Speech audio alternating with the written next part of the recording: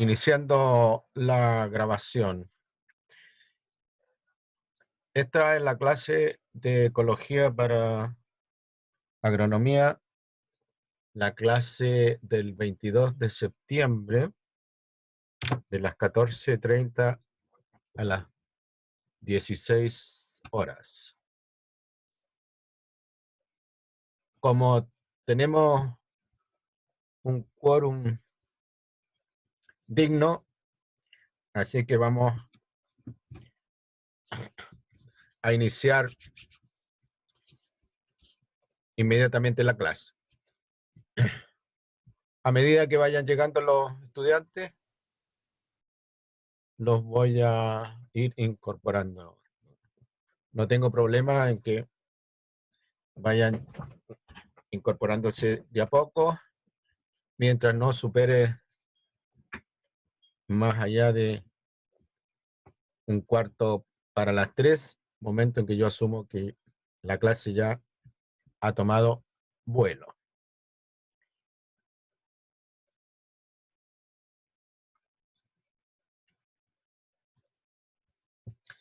¿Algún comentario, consulta respecto de lo que tratamos hoy día en la mañana? Profe,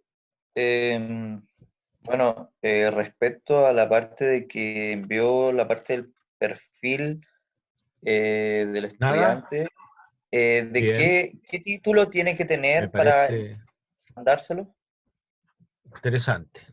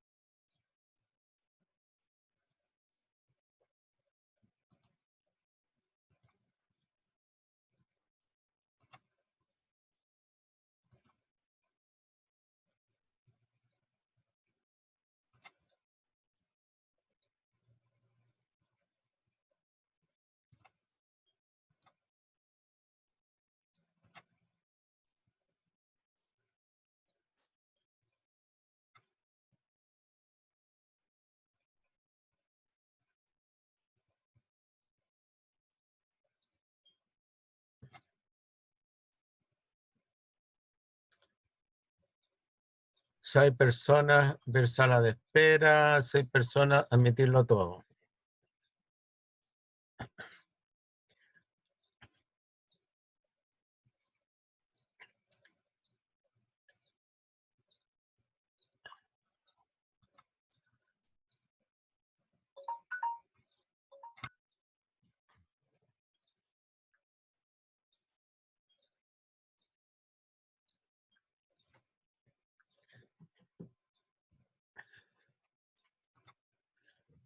Ven lo que está en pantalla, ¿verdad?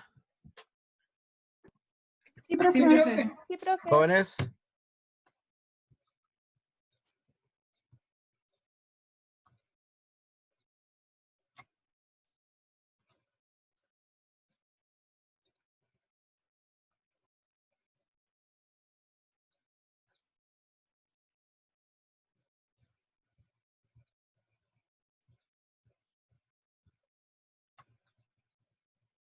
¿Ven lo que está en pantalla?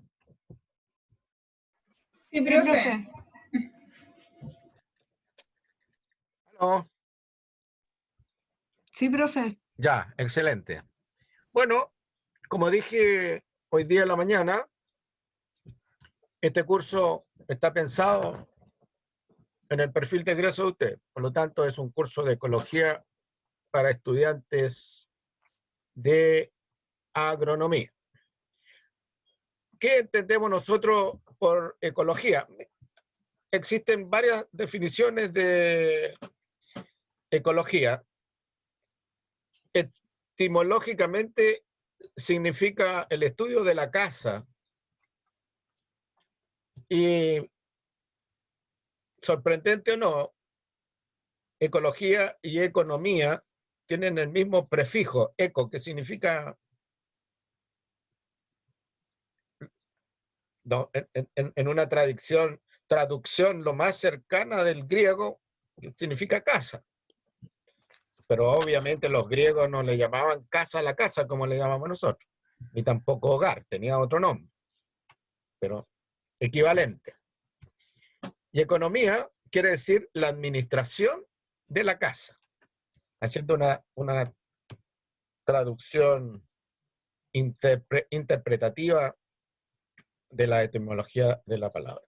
Y hay varias definiciones para ecología. Una definición que dice la disciplina científica cuyo objeto de estudio son los niveles superiores de la ecosfera, llamada los niveles ecológicos. Otra definición un poco más que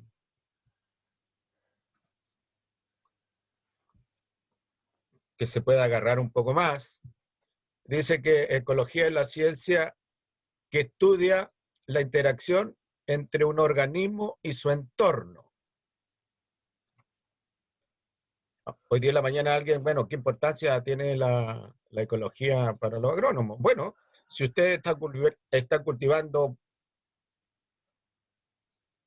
flores, orquídeas, por ejemplo, me voy a ir al extremo, está cultivando orquídea porque usted cada ramito de la orquídea la puede vender en un muy buen valor.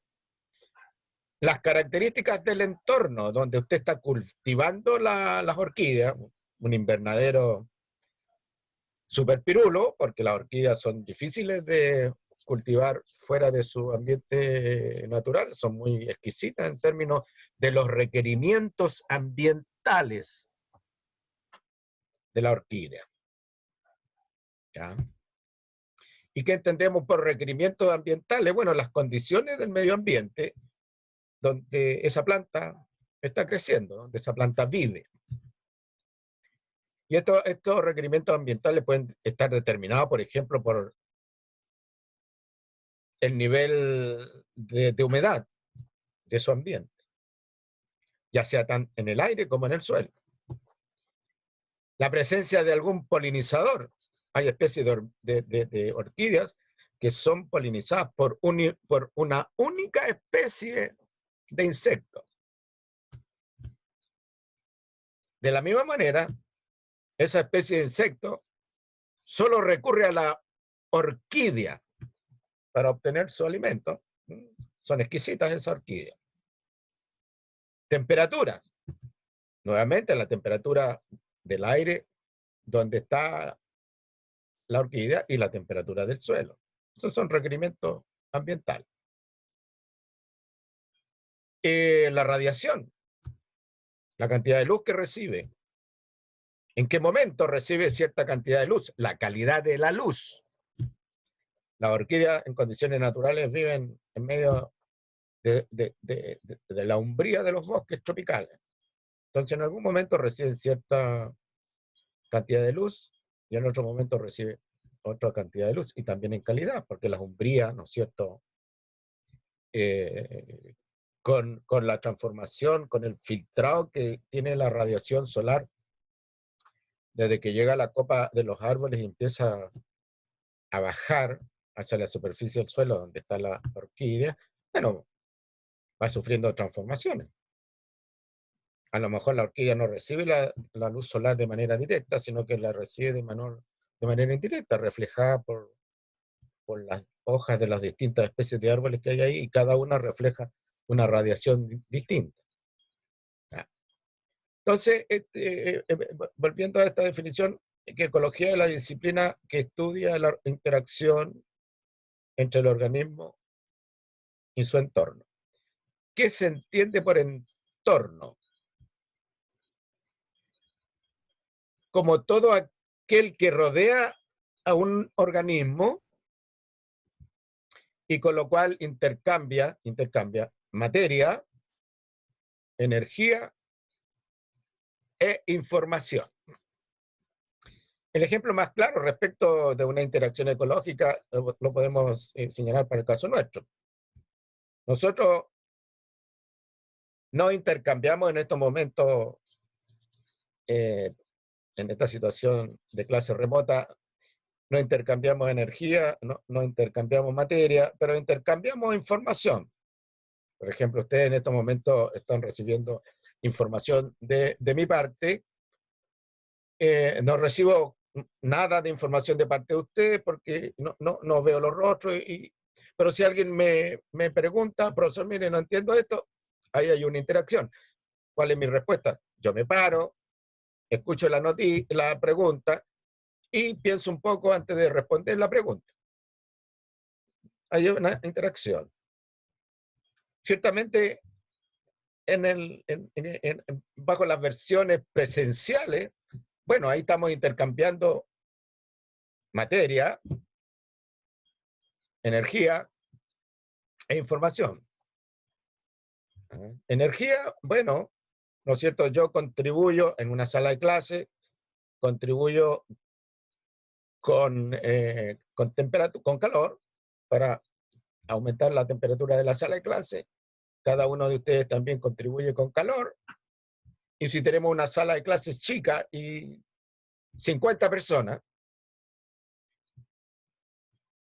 a los 5 o 10 minutos ya ha subido bastante la temperatura de la sala, ¿verdad? O sea, nosotros hemos estado comunicando, ¿no es cierto?, transfiriendo calor desde nuestro cuerpo a la atmósfera de la sala.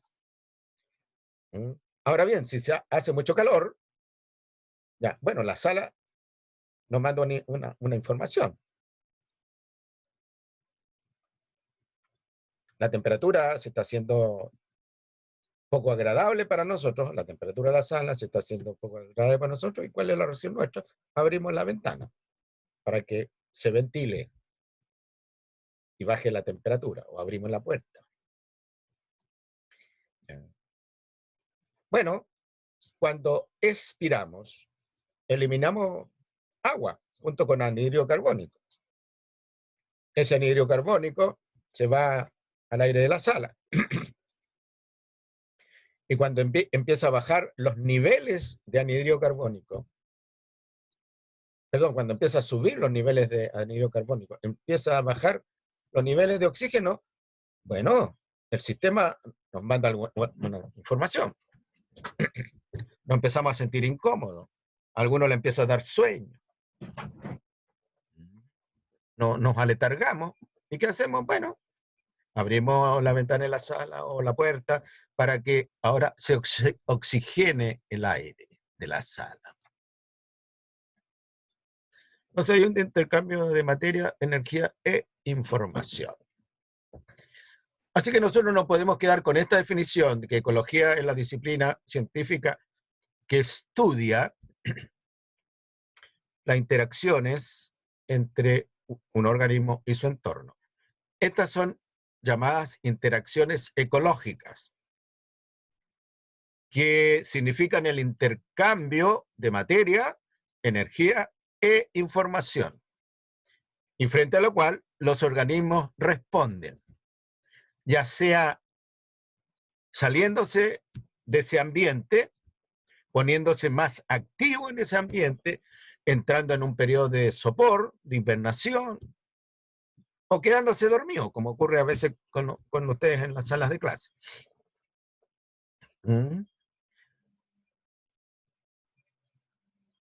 Esta definición de ecología, disciplina científica cuyo objeto son los niveles superiores de la atmósfera, ya, aplica también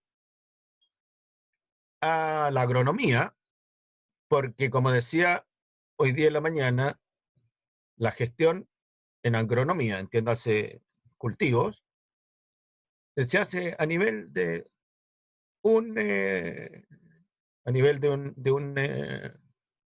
un área eh, que en algunas partes se llaman paisaje y nosotros lo llamamos ecosistema. Y hay otra definición de ecología que dice que ecología es la disciplina científica que estudia, cuyo objeto de estudio, como quieran, es la estructura y el funcionamiento de la naturaleza. Aquí la naturaleza representada por el ecosistema. De tal manera que podemos decir, ecología es la disciplina científica cuyo objeto de estudio es la estructura y el funcionamiento del ecosistema. Y así como para la biología celular el objeto de estudio es la célula, bien, desde una cierta perspectiva, el objeto de estudio de la ecología es el ecosistema. Y como todas las actividades humanas, entre ellas el cultivo de la tierra, se hacen dentro del ecosistema, entonces en general todas las actividades humanas son preocupación de la ecología desde cierta perspectiva. Pero en el caso del agrónomo, el agrónomo trabaja con un componente del ecosistema que se conoce con el nombre de recurso natural renovable. El suelo, la flora, la fauna, son recursos naturales renovables. Y ahí sí que apretamos el cuello y nos circunscribimos al análisis ecológico de la actividad agropecuaria.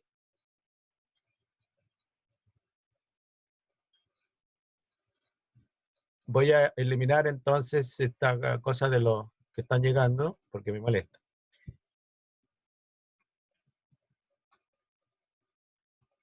De tal manera que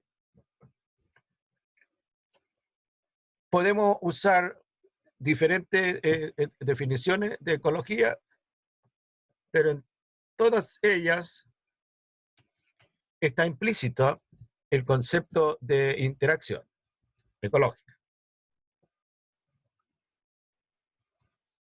lo cual implica, de nuevo señalo, interacción, o sea, movimiento de materia, energía e información. Ahora bien, ¿cuáles son los niveles ecológicos que se mencionan acá? Los niveles ecológicos, según un modelo de organización de la ecosfera, corresponden a sistemas, que les quede claro, sistemas que van desde el llamado nivel de organismo o nivel de individuo, o sea, usted y yo somos ejemplos de sistema. En el momento que nos empezamos a interactuar con otras personas, por ejemplo, o interactuamos con el sistema físico, la temperatura de la sala, o con el sistema químico, la presencia de los niveles de anhídrido carbónico, los niveles de oxígeno en la sala, entramos entonces en el campo del análisis ecológico. ¿Cuáles son estos niveles? Están indicados acá, en esta área de color azulino. Lo primero que hay que señalar, que los sistemas que son objeto de estudio de la ecología son sistemas complejos. El sistema más simple de todos estos sistemas es el individuo o el organismo. O sea, usted como sistema ecológico es relativamente simple comparado, por ejemplo, con el sistema ecológico o nivel ecológico inmediatamente superior, la población. ¿Ya? Y la población es un nivel ecológico o sistema ecológico más simple que lo que es la comunidad. Y así sucesivamente hasta llegar al nivel ecológico superior en la Tierra. Que la Tierra desde una perspectiva ecológica, o bien, términos técnicos, la ecosfera. Fíjate que de nuevo aparece la palabra, el prefijo eco, y aquí viene con el sufijo esfera. ¿Qué significa eso? Esfera. En la concepción griega de lo que es una esfera, de la Grecia clásica. Entonces, nosotros en este curso vamos a hacer una revisión desde el punto de vista agronómico de cuáles son estos niveles ecológicos, qué características tienen estos niveles. Ahora bien, note que inmediatamente bajo el nivel ecológico, ¿ya?, organismo o individuo, existe el nivel célula, el nivel molécula, el nivel átomo. De tal manera que toda interpretación ecológica descansa en los aportes de la biología, en los aportes de la química, en los aportes de la física. Por eso que ustedes tienen, me imagino, ¿no es cierto?, cursos de biología. Para entender cómo funciona ecológicamente un sistema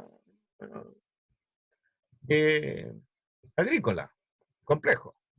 O incluso puede ser una cosa relativamente pequeña como un huerto familiar, por ejemplo, de cómo funciona desde el punto de vista ecológico. Puede funcionar desde el punto de vista económico, ¿no es cierto?, desde el punto de vista agronómico en sentido estricto, desde el punto de vista ecológico.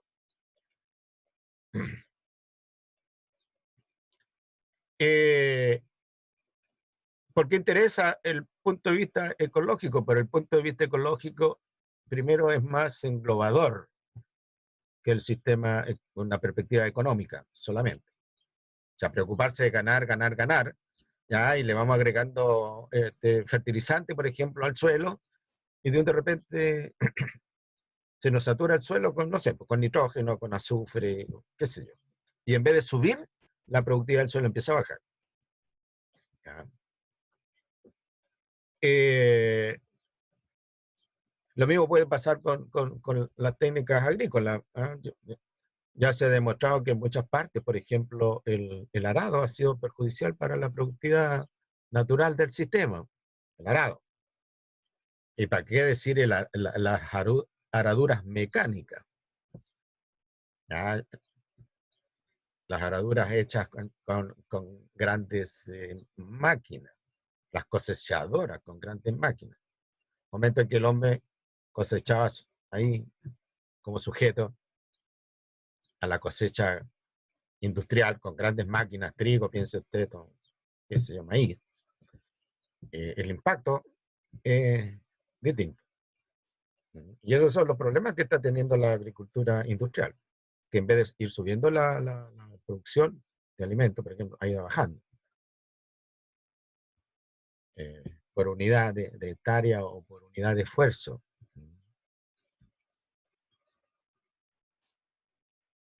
Entonces, ustedes se pueden preguntar cuáles son las características de los niveles ecológicos. Una primera característica son niveles complejos de carácter superior en la ecosfera. ¿Ya? O sea, están en el top de la estructura, de cómo algunas personas piensan que está organizada la naturaleza. Que es un modelo, una forma de pensar. En el top tenemos la ecosfera, y a medida que vamos bajando, ¿no es cierto?, podemos llegar en los términos, dentro de la perspectiva ecológica, hasta usted, hasta mí. Ahora, si yo voy más allá de usted, más allá de mi persona, bueno, ya me meto en el campo biológico. Por ejemplo, si yo tengo una enfermedad, voy al médico y el médico me mira, ¿no es cierto?, me examina como un individuo biológico, que es una enfermedad biológica, de naturaleza biológica. La segunda característica de los niveles ecológicos es que las unidades de los niveles son grandes. ¿Qué significa esto? Que el individuo es más grande que la célula, que la población, el nivel ecológico inmediatamente superior, es más grande que el individuo. El tamaño de los individuos tiene un límite, obviamente. Y nosotros que pensábamos que el tamaño de las poblaciones no tenía límite, bueno, ahora nos estamos dando cuenta que sí, el tamaño de la población tiene límite. La evidencia más clara es la evidencia del tamaño que ha logrado la población humana. Ya que estamos alrededor de 7 billones de habitantes. ¿Ya? Y se está estrechando cada vez más la camisa, ¿no es cierto? La camisa ecosférica que contiene a esos 7 y tantos billones de habitantes. Y de repente aparecen anomalías, ¿no es cierto? Que en sentido estricto no son tan anomalías, son fenómenos naturales, como el virus este. El virus forma parte de los factores de mortalidad, los factores naturales de mortalidad.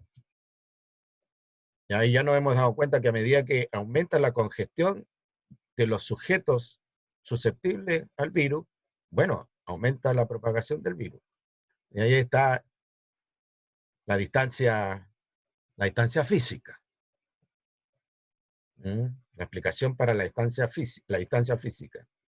Más allá de 1 metro. Evite las aglomeraciones.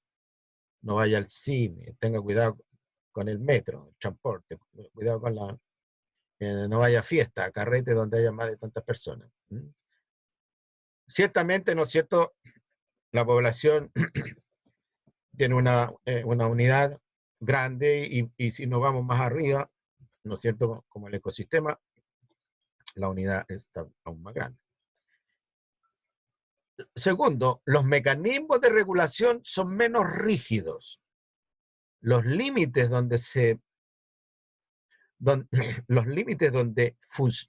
opera un determinado sistema, ¿ya? Donde funciona un determinado sistema, donde la estructura de ese sistema no se desarma, no se cae, y por lo tanto el funcionamiento del sistema no viene hacia abajo, son menos rígidos. Nosotros podemos compararnos, por ejemplo, con la temperatura corporal nuestra. Yo no sé si ustedes han ido al supermercado y cuando le toman la temperatura corporal han preguntado cuánto es su temperatura corporal. Entonces la gente le dice, bueno, el personaje que está midiendo la temperatura, 36,5, 36. En el momento que usted empieza a mostrar una temperatura de 37, un poquito más allá, un poco más arriba de 37, 37,2, qué sé yo, usted es sospechoso de tener el coronavirus. ¿Ya? Y se gatillan todos los mecanismos para apañarlo a usted y mandarlo, ¿no es cierto?, a hacer el famoso PCR.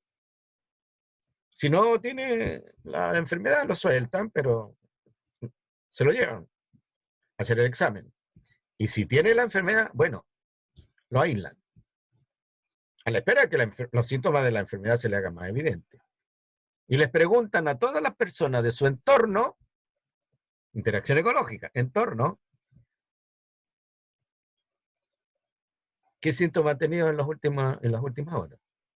Y así es como se va repartiendo el virus. Eso es lo que le llaman la trazabilidad. Entonces le pregunta a usted con qué persona estuvo, recuerde con qué persona y quién es, su carnet, su número de teléfono, y hacen una lista, y mientras mayor sea el movimiento suyo, haya sido el movimiento suyo, bueno, la lista obviamente es más grande, y los carabineros, el ejército ahora, y los servicios sanitarios, como locos buscando a esa gente.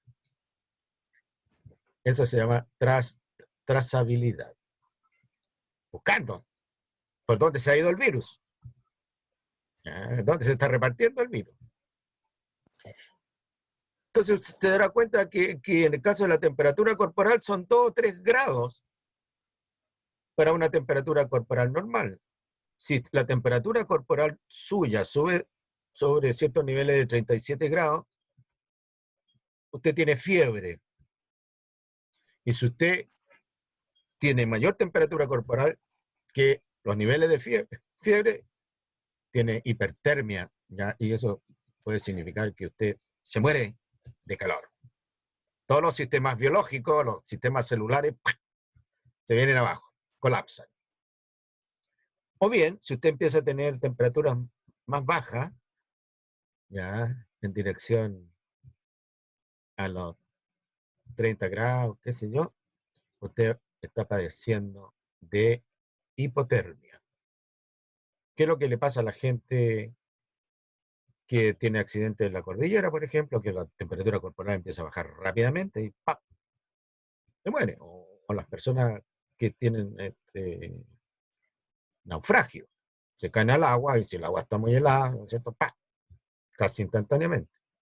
¿Qué es lo que pasó? Les pasó a unos conscriptos hace varios años atrás que salieron en una campaña, ya le dijeron que no salieran porque el uniforme, la ropa que llevaban no era adecuado a cómo se veía que venía la tarde. Bueno, llegó la tarde, llegó una ventisca, lo que llaman el polvo blanco, y murieron como 30 pobres conscriptos. Por supuesto que el capitán responsable de esa patrulla lo despidieron del ejército y lo hicieron pagar, creo, que sí, imagínense. Otra característica de esto es el número de las unidades disminuye. Esto es bien interesante, antes de pasar al punto. Los mecanismos de regulación son menos rígidos. Eso quiere decir que los puntos alrededor de los cuales el sistema fluctúa, ¿ya?, varían en un amplio margen. Por ejemplo, la temperatura del aire promedio a nivel mundial, la temperatura promedio mundial, es de alrededor de los 18 o 20 grados. Pero eso no quiere decir que en una determinada región tengamos 40, 45 grados o más de temperatura del aire. O bien, en alguna otra parte tengamos menos 30, menos 20 grados, escala Celsius. Entonces, ¿qué se dice? Mira, dice, si a consecuencia de la tendencia del aumento global de la temperatura, si la temperatura promedio del sistema sube 3 grados, la ecósfera tiende a colapsar. ¿Ya? Y uno de los primeros sujetos del colapso son los seres humanos, porque tienen un sistema de vida muy artificial. Edificios, todo lo que ustedes conocen, tanto como yo. Y como, además, consecuencia de estos mecanismos de regulación son menos rígidos, ¿ya?, hay gente que duda del cambio climático global. Entonces están diciendo, no, Trump, entre ellos, Donald Trump, entre ellos, que dice que el cambio climático global son tonteras. Es un momento en que el sistema ecósfera está con la temperatura alta, pero en las próximas décadas va a bajar la temperatura. ¿Por qué? Porque una fluctuación amplia. Es un sistema complejo y por lo tanto no tiene mecanismos muy rígidos como de regulación. Y dentro de estos márgenes el sistema no colapsa. En algunos momentos tiende a colapsar, pero no necesariamente colapsa. Tú sabes, cuando pasa aquí, digamos, terremoto acá en Chile, ¿cuánto? Grado 7, tendiendo a 8.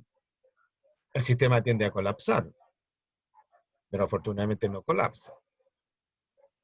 Y como nosotros vivimos en la zona del cinturón de fuego, bueno, la estabilidad de la litósfera en todo lo que es el cinturón de fuego es más baja que en otras regiones del país. Pero si hubiera un cataclismo, por ejemplo, que es lo que se señala que ocurrió en épocas geológicas pasadas, bueno, el sistema colapsa. ¿Qué es lo que el ser humano ha alcanzado este nivel de sofisticación en su entorno sociocultural, representado por edificios, sistemas complejos de comunicación, a todo esto que apreciamos de la civilización, dicen que se ha logrado única y exclusivamente que el sistema ha estado relativamente estable, con terremotos, tsunamis, huracanes, todas esas cosas. Pero esos fenómenos no han sido lo suficientemente disruptivos. Otra cosa sería que nosotros estuviéramos sujetos permanentemente a la acción de eventos catastróficos. Como cataclismos, erupciones volcánicas por aquí. O sea, la inestabilidad propia de la ecósfera en las primeras épocas en su origen, digamos. Después tenemos que el número de las unidades disminuye. Claro, yo, estamos representados por un individuo, que se pueden contar un cierto número, pero nosotros estamos constituidos por varios miles de millones de átomos, por ejemplo. Entonces el átomo es una unidad pequeñita, pero cuando pasa el organismo, la unidad pasa a ser el individuo, y si nos vamos a población, de tal manera que tenemos una población, póngase usted, la población humana, 7 billones, no me tomen muy al pie de lo que digo, ya los números, no sé si son 7,2 o 7,5, estamos alrededor de los 7 billones de habitantes. Vean ustedes la cantidad de átomos y la cantidad de moléculas que están metidas en esos 7 billones de habitantes. Ahora, agréguele a eso los tantos cantidades de insectos que hay, de bacterias, de plantas, qué sé yo. Pero está claro que el número de las unidades disminuye. Y el ejemplo más evidente de esto es que hay una sola ecósfera, una. Y el nivel superior, inmediatamente bajo la ecósfera, podemos contarlo con los dedos de las manos. Depende del autor, podemos contar 10 unidades, 15 unidades, pero nunca 100, nunca 200, por un lado, y 8 por otro, contados con los dedos de la mano. Las selvas tropicales, por ejemplo, como nivel ecológico, la sabana, el desierto, la tundra, la taiga, el bosque caducifolio, entonces lo estoy nombrando, no va a alcanzar a completar 10. Después, los niveles ecológicos son inclusivos. Dicho en otras palabras, el nivel individuo incluye a la célula, incluye al sistema de órganos, para ser un poco más preciso. El sistema de órganos incluye al órgano. El órgano incluye al tejido. El tejido incluye a la célula incluye a moléculas, las moléculas incluyen a átomos, y los átomos incluyen a partículas subatómicas. Eso quiere decir inclusividad. De tal manera que si usted está administrando un cultivo parronal, como decíamos hoy día, de una cierta extensión, bueno, incluye todo para abajo. Y si usted aplica un veneno, un insecticida, por ejemplo, un fungicida, un bactericida, el efecto de ese veneno se va para abajo también. Y puede llegar, ¿no es cierto?, hasta órganos, tejidos. Por eso que cuando alguien usa insecticida, tiene que hacerlo con las debidas medidas de protección. Cuando yo era estudiante, veía a obreros aplicando insecticidas a cuero pelado. Ahora eso está estrictamente prohibido. Estrictamente prohibido. Claro, porque los insecticidas tienen efecto cancerígeno y eso afecta entonces al sistema digestivo, por ejemplo, sistema pulmonar, al pulmón, el sistema respiratorio, al tejido, los pulmones, a las células. Bueno, los átomos en ese sentido son más inmunes. Y bueno, o sea, se muere la célula y esos átomos quedan en libertad, vivitos y coleando. Pero afecta la vida. ¿Ya? Los átomos no son seres vivos, las células sí. Entonces, niveles son inclusivos.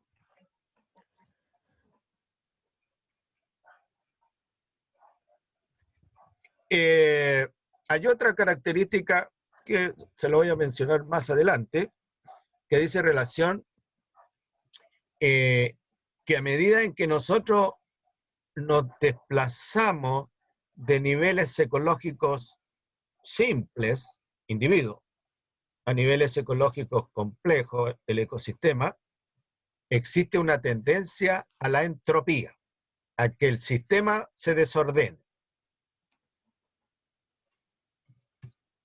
Por eso mantener un sistema agrícola o agropecuario consume energía.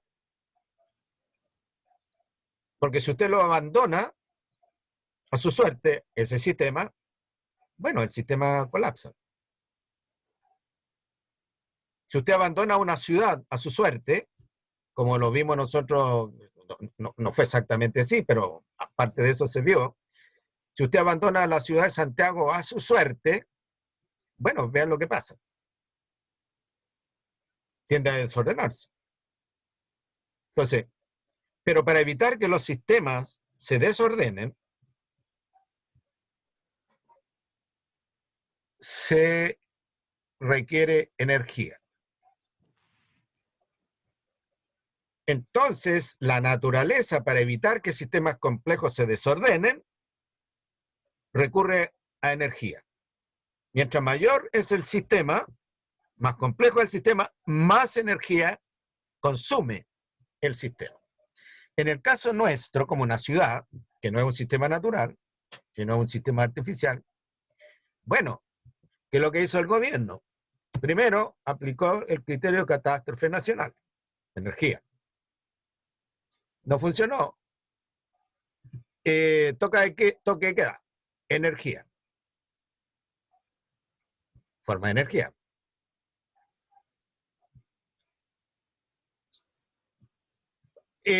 Sacó a la calle los militares. Forma de energía. Bien, ahora que para evitar que se disemine el coronavirus, ya se vio ahora en las noticias, se muestra en la televisión, ¿no? Los controles de carabineros, del servicio sanitario, de la PDI, del ejército. Eso es energía. Yo no sé cuánta plata estará gastando el país en pagarle horas extraordinarias a las personas que trabajan en los controles, que todo no es gratis. Profe, entonces, ¿la energía que se va a ocupar en el sistema depende del tamaño del sistema? Depende en principio del tamaño del sistema o bien de la naturaleza física del sistema. Ponte tú, si estamos hablando de sistemas artificiales, a lo mejor eso no se aplica necesariamente, pero si estamos hablando de un sistema natural, mientras más grande el sistema, es más complejo y eso demanda más energía. Ahora, Entonces, el sistema puede... ¿Ah? sí, dime Dígame. más. No, que entonces el sistema puede ser tanto natural como artificial. En el caso nuestro de la ecología, nosotros le ponemos más atención a los sistemas naturales. Ahora, los sistemas artificiales, como por ejemplo un sistema agropecuario, yo ahí no me quiero meter en algo que es propio de otras asignaturas, ¿ya? Pero el principio dice lo siguiente, que a medida que el sistema sea sociocultural, sea natural o sociocultural, la demanda de energía para que el sistema no se desordene aumenta. ¿Verdad? Dicho en otras palabras, en teoría, ¿ah? Mantener la ciudad de Vicuña ordenada cuesta menos que mantener a la ciudad de La Serena ordenada. Y mantener a la ciudad de La Serena ordenada cuesta menos que mantener a la ciudad de Santiago ordenada. Y mantener a la ciudad de Santiago ordenada cuesta menos, en términos de energía. Cuesta menos que mantener la ciudad de Bombay, que tiene, no sé, 12 millones de habitantes, o la Ciudad de México. ¿Me entiendes? Eso es lo que dice la teoría, y uno pudiera seguir a grandes rasgos esa tendencia. Claro. Ahora, cuando yo te digo necesita más energía, acuérdense que al final la energía se expresa de diferentes formas. Hay energía física, ¿verdad? Energía química, energía biológica, energía solar. Cuando yo te hablo que el sistema, a medida que se va complejizando, la energía de un sistema natural, bueno, proviene fundamentalmente de la energía solar. Entonces, mientras más extenso es un sistema, un bosque, por ejemplo, ese demanda más energía para poder mantenerse, porque es más compleja, tiene muchos compartimentos hacia abajo, comparado que otro que puede ser más simple. Pero también una forma de energía es el dinero. Entonces, lo que te decía yo, bueno, el país tiene que estar gastando cualquier cantidad de plata pagándole horas extras a esta gente.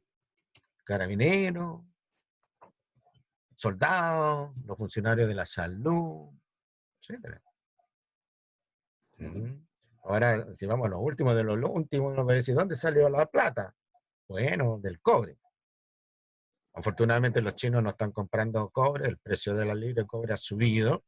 Bueno, ahí hay plata. Y tú me dices, bueno, el cobre, ¿cómo le vendimos a los chinos cobre? Entonces, bueno, ya ahí entramos ya a sistemas más físicos, ¿te fijas?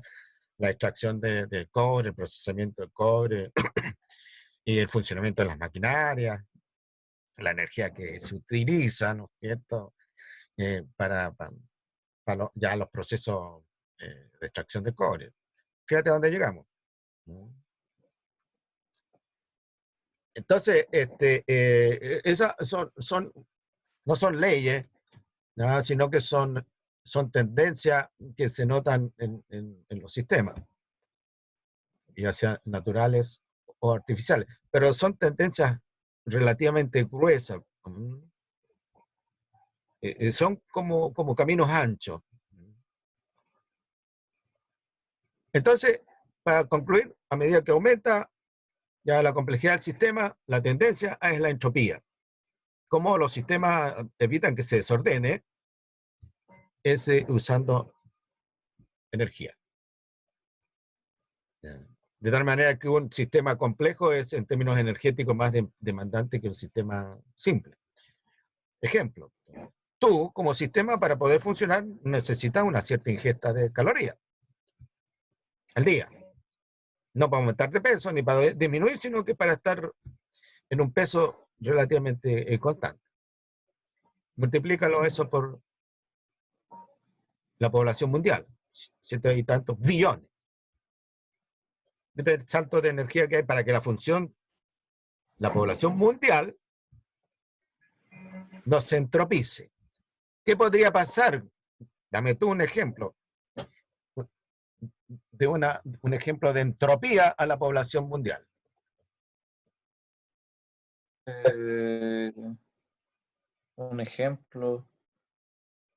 Bueno, que disminuya, por ejemplo, si aumentara la población a medida que pasa el tiempo, pero disminuyera el territorio arable, habría una escasez de alimentos, ¿me entiendes?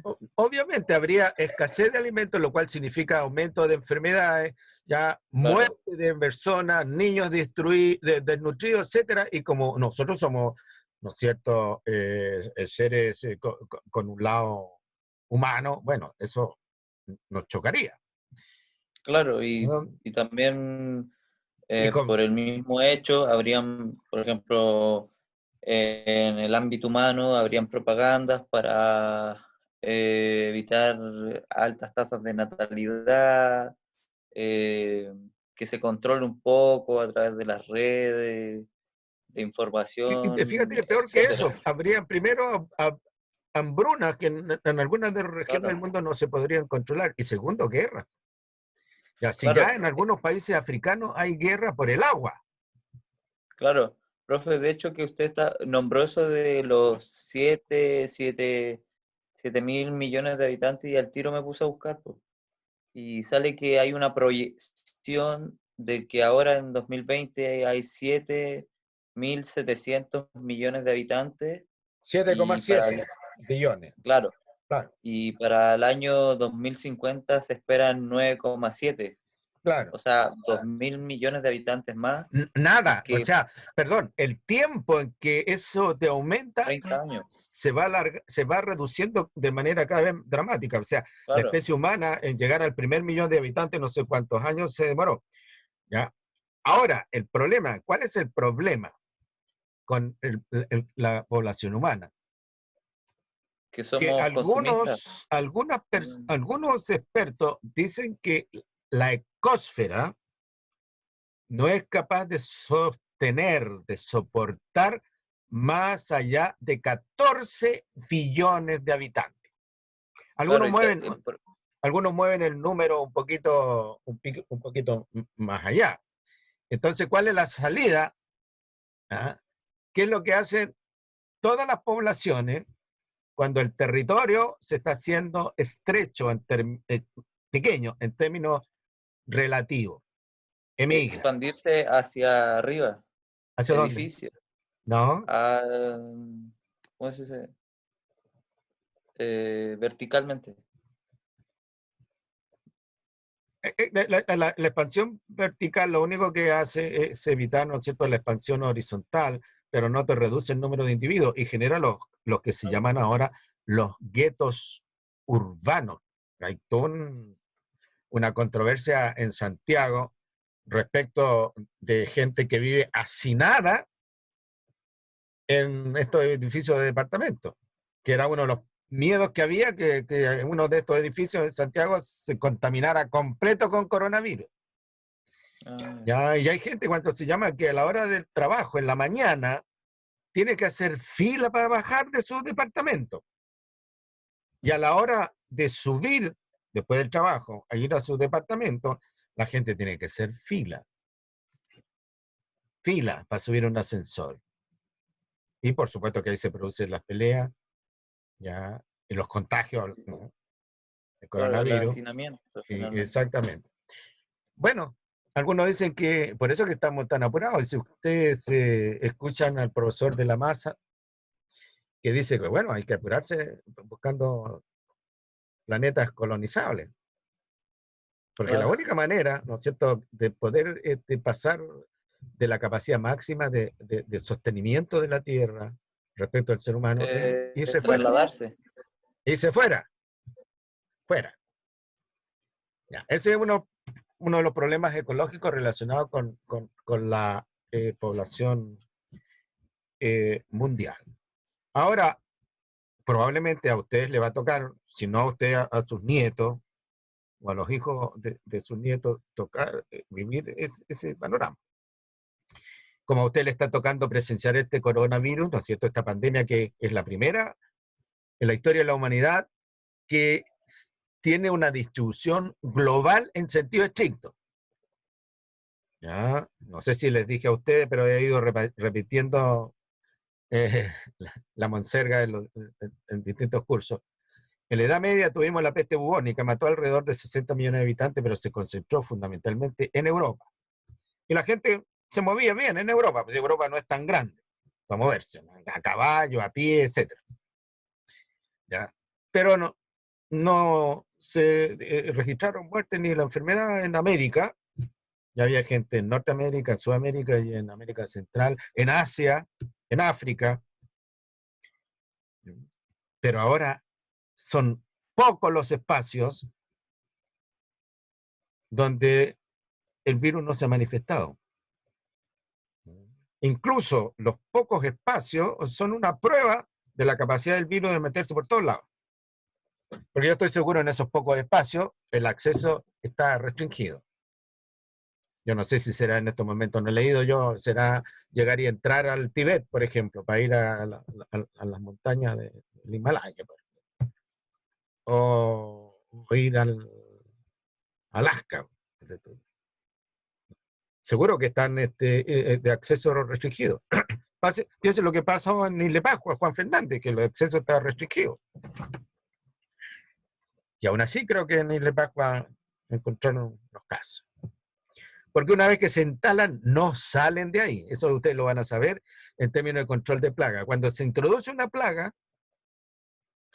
¿ya?, en un país, esa plaga no sale. Se quedó ahí.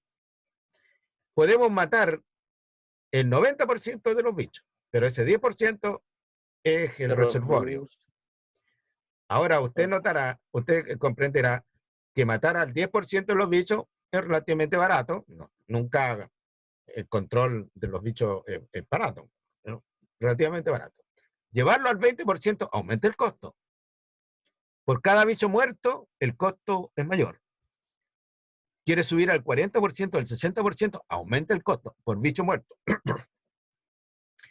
Y tratar de matar al 10% que ha quedado en alguna parte donde el pesticida no entra, en una cueva, por ejemplo, en un recodo de alguna parte, ahí se quedó. Hay que invertir más para que... No, ya no vale la pena invertir, pues. Claro. Porque la ganancia, a ver, el delta en ganancia es menor que el delta en la inversión. Dicho en otra manera, por aumentar, por darte un ejemplo, cuando estás tú en el 90%, estoy dando ejemplo hipotético, por estar en el 90% en control de una plaga, tú la quieres subir al 95%, ese salto del 5% te cuesta mucho más que haberte pegado de 0 al 30, por darte un ejemplo. Ya. Porque el insecticida, si lo vas a hacer así, tiene que llegar a lugares difíciles de acceso, donde están los bichos. Si estamos hablando, ponte tú, de un virus, ¿ya? Bueno, y si el virus, el reservorio del virus es un murciélago, bueno, no podéis llegar a todos los murciélagos. Y además que no podéis matar a todos los murciélagos tampoco, porque en muchos casos los murciélagos están protegidos por ley. Fíjate tú, aquí en Chile, si no todas las especies de murciélagos, pero varias especies, pues no son tantas las especies de murciélagos que tenemos, varias especies de murciélagos están protegidos por ley. Y sabemos nosotros que transmiten la rabia, por ejemplo. Y alguna otra, ácaro, piojo, pulga, qué sé yo. Pero son eficientes, son responsables de transmisión de la rabia, ¿no? Pero también son controladores, al parecer, también Bueno, insectívoros. ese es el valor, ya, es uno de los argumentos, ya, por los cuales son defendidos. Son polinizadores, algunos tipos de insectos, y otros son controladores de insectos plagas. Claro. Y además, hay un principio de respeto por la vida animal, ¿ya? Y, y ese principio de respeto por la vida animal hace que, en principio, todos los animales sean respetados. Claro. ¿ya? Pero De eso manera nace que... principal, ¿Ah? eso nace también a partir de la sensibilidad que tiene la población hacia los animales también. Bueno, de ahí Como por sale ejemplo nosotros con los perros vagos y los animales que exactamente, generalmente vemos. claro. ¿No? Ya, eso es producto del estado en que nos encontramos nosotros en nuestro desarrollo como seres humanos. Fíjate tú que en los orígenes del ser humano, estos organismos, estos animales, qué sé yo, bueno, formaban parte del entorno, pero llegó un momento en que nosotros los empezamos a compartir y empezamos a considerar dignos de ser eliminados. Pero ahora, ya desde el punto de vista ético, no son considerados dignos de ser eliminados. Incluso se está hablando de el animal humano para referirnos a nosotros y el animal para referirse a otros animales. Y se está hablando de persona humana, que para mí es una contradicción, persona humana. La persona tiene que ser humana, pero aparentemente no es tanto una contradicción, porque para algunos animales se le están, a ver, para algunos tipos de animales se le están considerando, y plantas también, derechos, derechos de los animales. Así como nosotros, está el tema de los derechos humanos, bueno, el asunto de Venezuela, etcétera, derechos de los animales.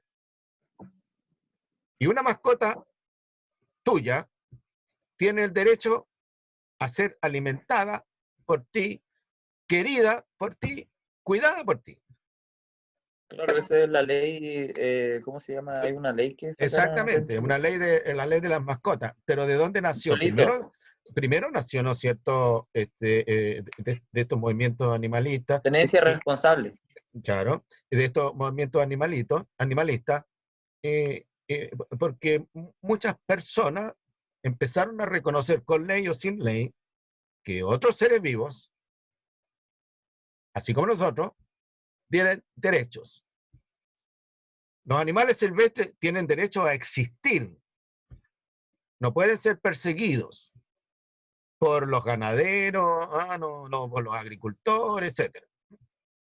Y si uno tiene mascota, bueno, la Tienen tenencia derecho de ser, tiene tienen derecho, derecho de ser, claro, claro, de higiene, de que si él causa algún daño, uno es el responsable del exactamente, daño, y estás contra la ley. y Yo entre otros. te puedo señalar un caso mío. Yo tengo dos perros y los tengo que llevar al peluquero y cada perro me sale 20 lucas. O sea, por los dos perros, 40 lucas para que me corte el pelo, ¿no es cierto? Los bañan y le hagan un poquito le agreguen algo de olor al pelaje, etcétera. Y tú sabes cuánto yo pago por mi peluquero, 4 lucas. Hace un tiempo atrás llevé a los perros al veterinario para este tipo de cosas y me dijo, ¿sabe qué, don Jorge? El perrito que Luca, tiene los dientes sueltos, me dijo. Oye, Y con y plata. me sugirieron tratamiento del tal para el perro. Yo no estoy tan avanzado para esas cosas. ¿Entiendes tú? ¿Ya? Y entre otras cosas me sugirieron destartaje para el perro, o sea, limpieza de los dientes. Claro, eso en parte las encías, todo eso. Exactamente, ¿te fijas? ¿Ya? Y eso entra a formar parte de los cuidados que uno tiene que tener respecto de los perros. Así que tener un perro relativamente fino no es tan barato. Esos son los derechos. Pero volviendo al tema del análisis de los niveles ecológicos, estas son las propiedades de los niveles ecológicos. Ahora, ¿cuáles son los niveles ecológicos de interés profesional para Gastón, según un profesor de ecología agrónomo? El individuo, la población, la comunidad y el ecosistema. El individuo ya está representado, le dije, por el caso de la orquídea. Y usted está cultivando orquídea, cada uno de los individuos, cada una de las plantas de orquídea, la trata como la niña de sus ojos. Ya sabe cómo es la cosa. Esto se ve bastante bien en los cultivos de invernadero con flores exóticas que van para la exportación. Si usted tiene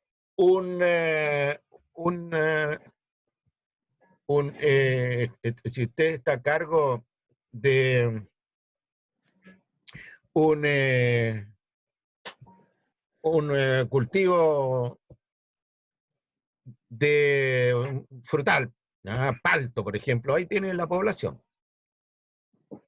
Ahí se tiene que preocupar no solo del palto que está ahí al frente del suyo, sino que todos los paltos. Porque de eso depende, ¿cierto?, su labor profesional. Ahora, si usted está a cargo de un sistema, de un agrocultivo, donde además del cultivo palto, por ejemplo, se incorporan otras cosas, bueno, está la comunidad.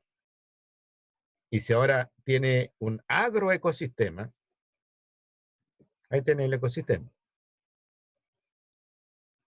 Y ciertamente cada uno de estos niveles ecológicos funciona de diferentes maneras, ya dijimos, tienen distintos requerimientos de energía, son de distintos tamaños, etc. Entonces, los niveles ecológicos de interés profesional van en el individuo.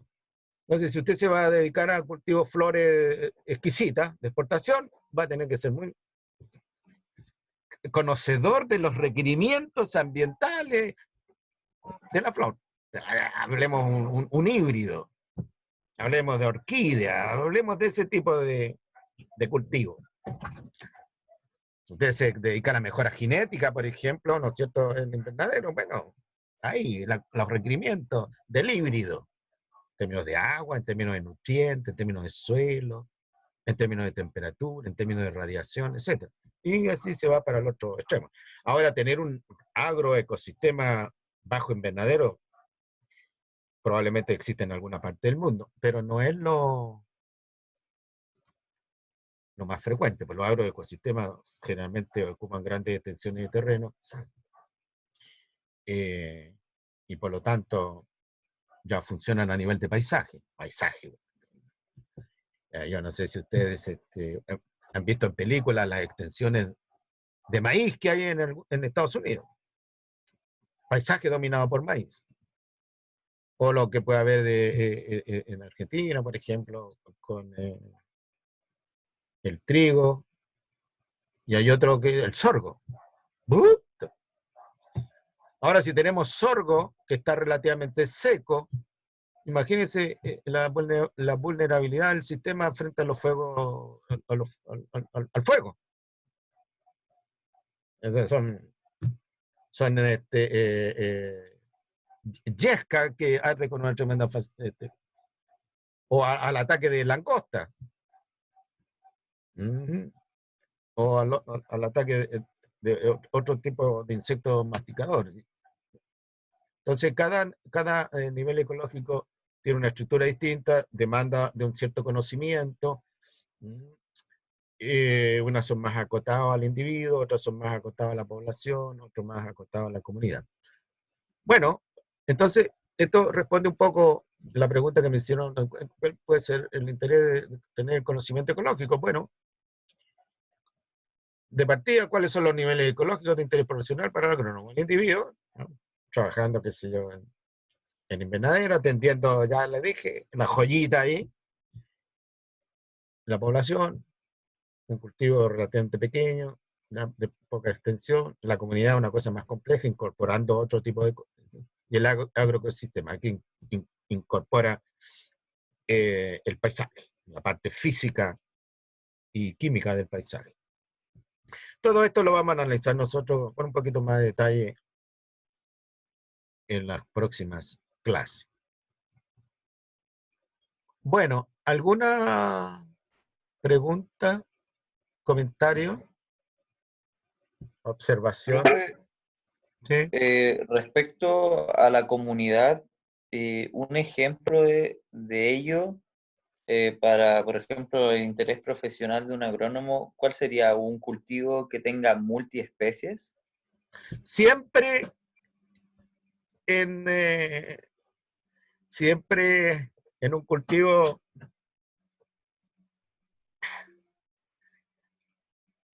es en sentido estricto una comunidad. A Ya, menos que tú tengas un cultivo muy artificializado, grado extremo, pero para mantener esa cuestión en grado extremo, el costo de mantenimiento de ese asunto es muy alto. Ahora, que puede que haya, por ejemplo, uno puede decir, mira, un cultivo, eh, ya, un maizal, cultivo industrial, de esto que uno encuentra en Estados Unidos, un maizal, que tú miras para donde ves, maíz, maíz, maíz, maíz. Pero métete dentro del cultivo, tú vas a encontrar ratones, vas a encontrar insectos, vas a encontrar ácaros, vas a encontrar lombrices de tierra. Chao, la comunidad. ¿Ya?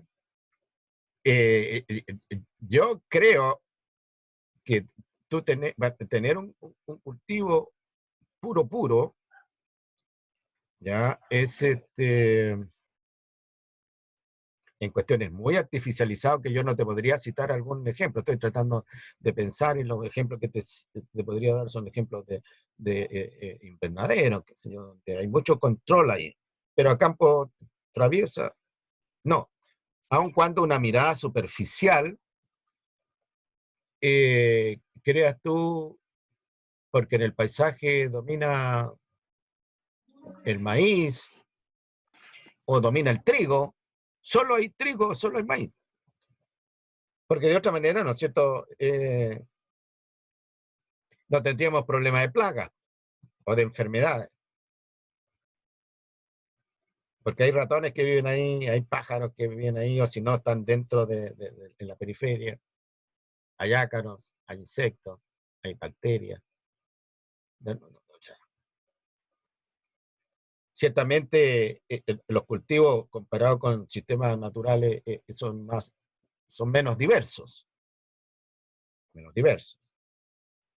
Porque además, la práctica del cultivo, ¿ya? El tratamiento con insecticida, ¿no?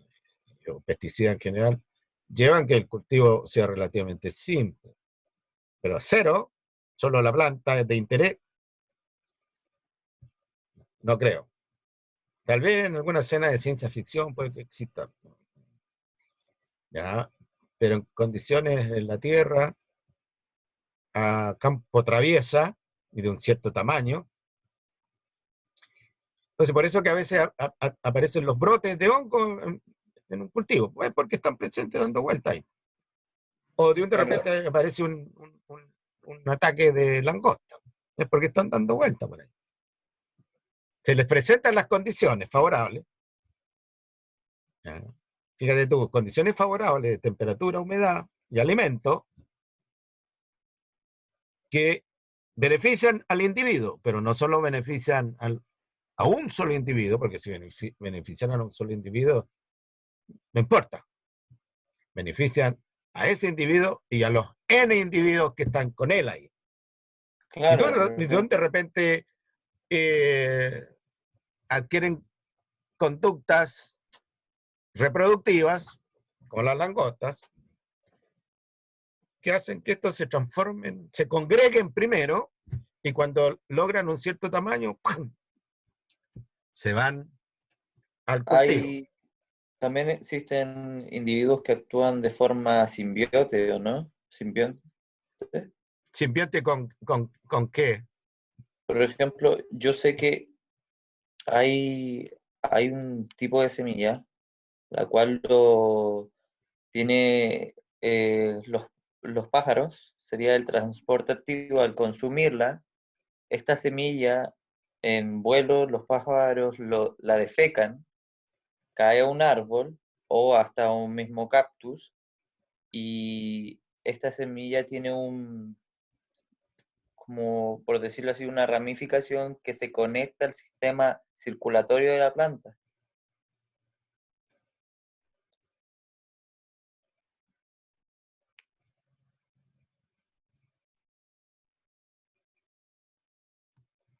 Mira, simbiosis quiere decir vida en común, y hay tres formas de simbiosis, de vida en común. El parasitismo, el mutualismo y el comensalismo. ¿Ya? Ciertas plantas se dispersan recurriendo a distintos mecanismos, y uno de esos mecanismos es la dispersión a través de la semilla. Entonces puede ser un animal, un zorro, por ejemplo, que se alimenta del fruto, ¿ya? Los juegos digestivos del zorro favorecen el ablandamiento de la cubierta de la semilla, y el animal, al defecar, dispersa en otro lado, ¿no es cierto?, esa semilla. Lo mismo pasa con los pájaros. Pero no aplica muy bien al caso nuestro, a menos que se trate de dispersión, por ejemplo, de esporas que causan la fungosis. Pero en realidad las esporas se desplazan más bien por el viento, pueden desplazarse por el agua, pero fundamentalmente por el viento, y en el pelaje o en el plumaje de animales silvestres, digamos, porque la espora es una estructura chiquitita que se deposita en una hoja, ¿ya? Y de ahí la espora te da origen a el hongo, y si eso ocurre en N hojas o en N individuos del cultivo, bueno, ahí se produce una fungosis. Bueno, lo que te quiero decir yo es que hay diferentes mecanismos a través de los cuales eh, puede aparecer una enfermedad o una plaga o peste. Bueno, hay alguna diferencia entre plaga y peste. En general, la plaga se refiere al ataque de insectos, aves, y la peste en general se refiere al ataque de hongos, al ataque de bacterias, al ataque de virus. Pero volviendo al tema, la comunidad en un sistema agrícola, por muy simple que es, y muy regulado, muy restringido que esté ese cultivo, si ocurre a campo traviesa y de una gran extensión en ese cultivo, van a haber menos que en el sistema natural, pero en ese cultivo, más que cultivo en sentido estricto, es una comunidad donde la planta económica, la planta con interés económico es relevante. Gran porcentaje de la biomasa de ese cultivo está representado por esa planta, pero no es la única que está presente. Por lo tanto, podemos pensar que esa es una comunidad simple, comparada con otra comunidad más compleja, pero existen otros organismos.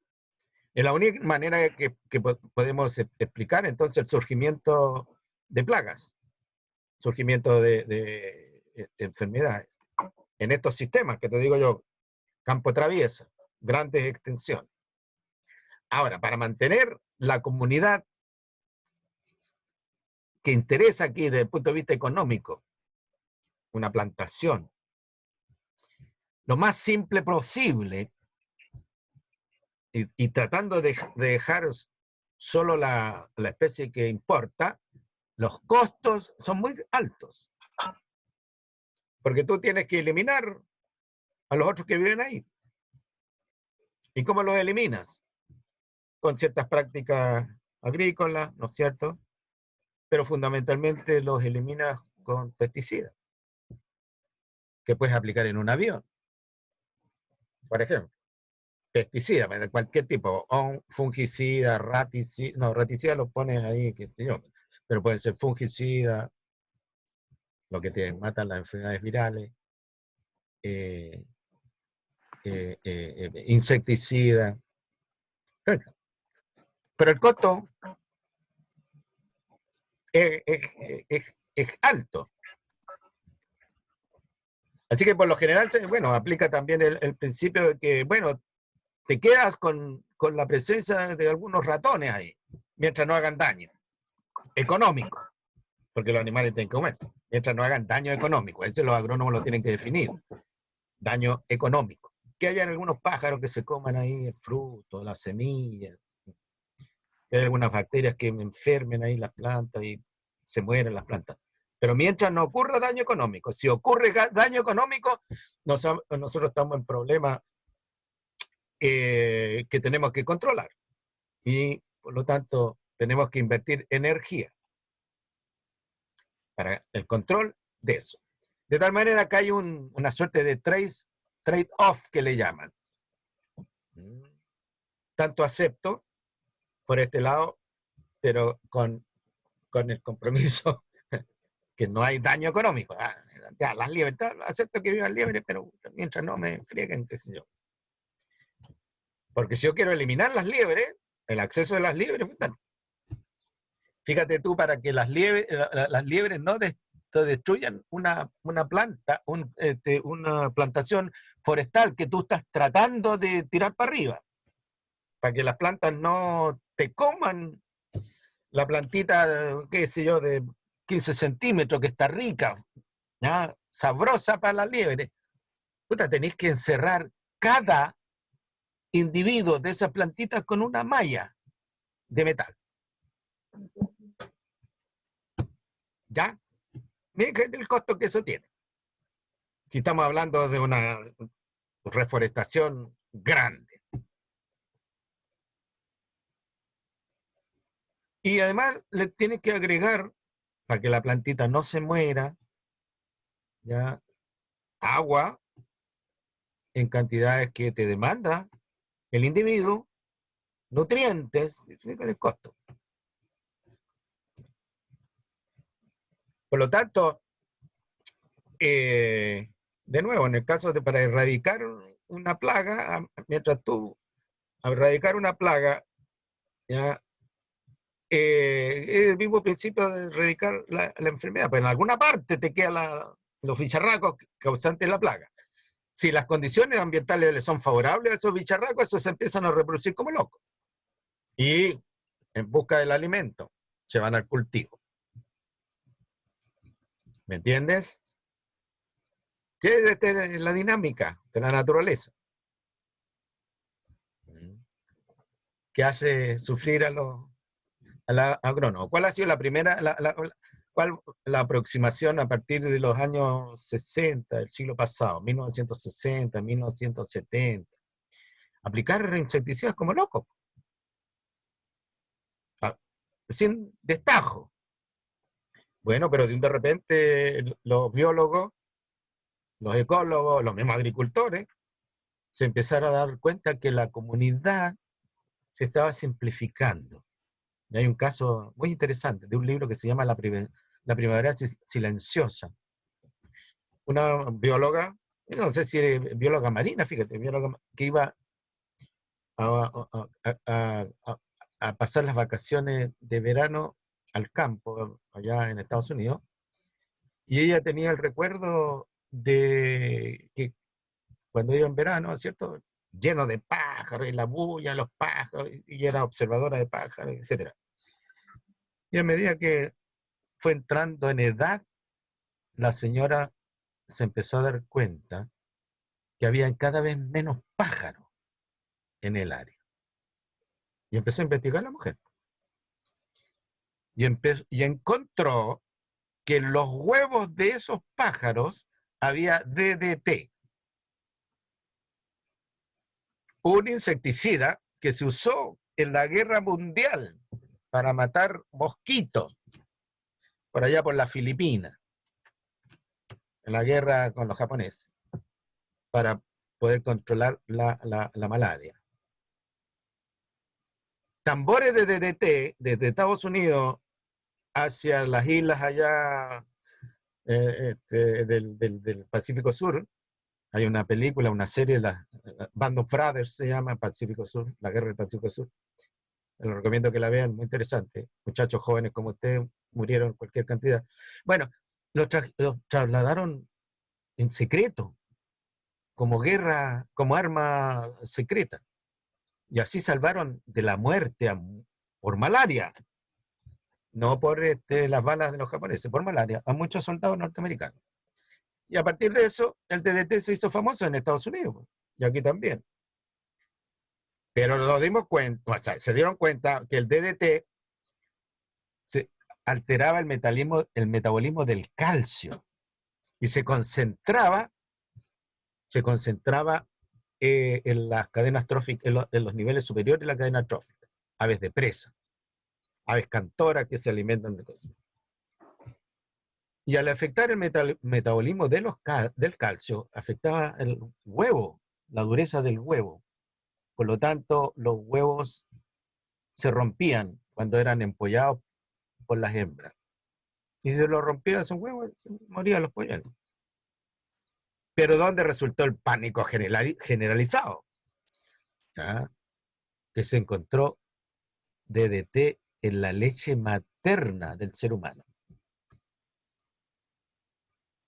Entonces, cuando se llama, dijeron, bueno, el DDT por la alimentación se está acumulando en la leche, afecta el metabolismo del calcio, se va a pasar por la leche al niño en formación y la tienda.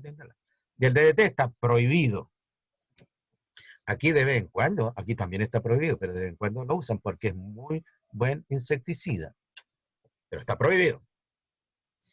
¿Ah? Es muy buen insecticida.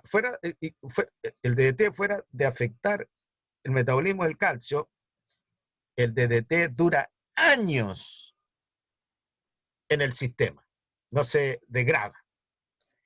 ¿Cuál es la idea ahora de los insecticidas? Primero, usar menos insecticidas. Segundo, que los insecticidas se degraden.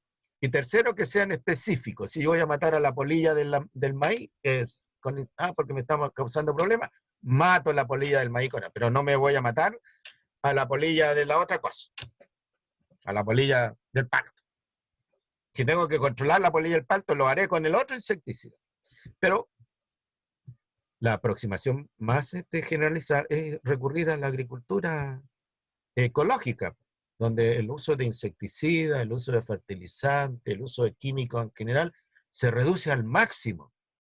Esto no lo aguanta la agricultura industrial para proveer alimentos, arroz, trigo, choclo, sorgo, en grandes cantidades para la agricultura industrial. Entonces la agricultura industrial sigue recurriendo a eso. Pero la agricultura predial, la agricultura local, la agricultura ecológica, con alimentos libres de contaminación, que valen un poquito más caro, pero te aseguran que están libres de contaminación. Entonces, todo un movimiento, este movimiento se viene repitiendo, o sea, viene desde hace varios años, de los años 80 en adelante, se ha ido intensificando. Y de ahí, respondiendo a la pregunta inicial que alguien me decía, es el fundamento por los cuales los agrónomos tienen que tener algún conocimiento de ecología, para saber el piso que pisan, perdón. Entonces, si están trabajando para alguna empresa extranjera, me dicen, bueno, va a tener que aplicar insecticidas. Bueno, usted tenga un problema en la conciencia. Que la aplicación, ¿no es cierto?, de ese insecticida no es inocua. A lo mejor va a servir para la empresa no perder grandes cantidades de dólares o mejorar la ganancia. Pero alguien va a pagar el costo. Como la agricultura se hace aquí, por ejemplo, en Chile, ¿ya? El paisaje chileno, la flora chilena, la gente chilena, pagan el costo. ¿Y quién se lleva los beneficios? Que es la gran discusión. Bueno, la empresa extranjera. Por eso que hay fuentes de conflictos. Estos movimientos que tienen diferentes orientaciones que en algún momento se generan conflictos. Es la dinámica de la época que le está tocando vivir, porque le ha tocado vivir a mí, qué sé yo, de los 50 en adelante, y que ahora le está tocando vivir, o le va a tocar vivir a usted del 2025 en adelante, que a lo mejor va a ser más complicada la cosa. porque el agua se está agotando, el terreno se está agotando, el control de los insecticidas, los movimientos animalistas, toda esa cuestión. Entonces va a tener que desarrollar una serie de actitudes amigables con el medio ambiente. Ya yo sé de escuelas agronómicas que les enseñan a aplicar insecticida y producir, porque más producen más plantas para el agrónomo. Pero otras escuelas dicen no. Ya, son las orientaciones que tienen las distintas escuelas, las inspiraciones. Hay escuelas de agronomía que son más empresariales, otras escuelas que son más ecológicas, más de desarrollo sustentable. Bien, chiquillo, se va a cortar la comunicación y no me gusta que se corte la comunicación porque me quedo con la boca, con la palabra en la boca. Que tengan una buena tarde. Voy a subirle la guía de autoestudio en algún momento del día. Mientras descanse, porque con ustedes, yo comienzo a las 8 de la mañana con otro curso y termino recién con ustedes, sin ningún break. Así que termino bastante agotado. Que tengan entonces una buena tarde y nos veremos la próxima semana. Chao, profe, que esté bien. Chao. Cuídense. Gracias. Chao, gracias. Chao, profe, gracias. Chao, hijo.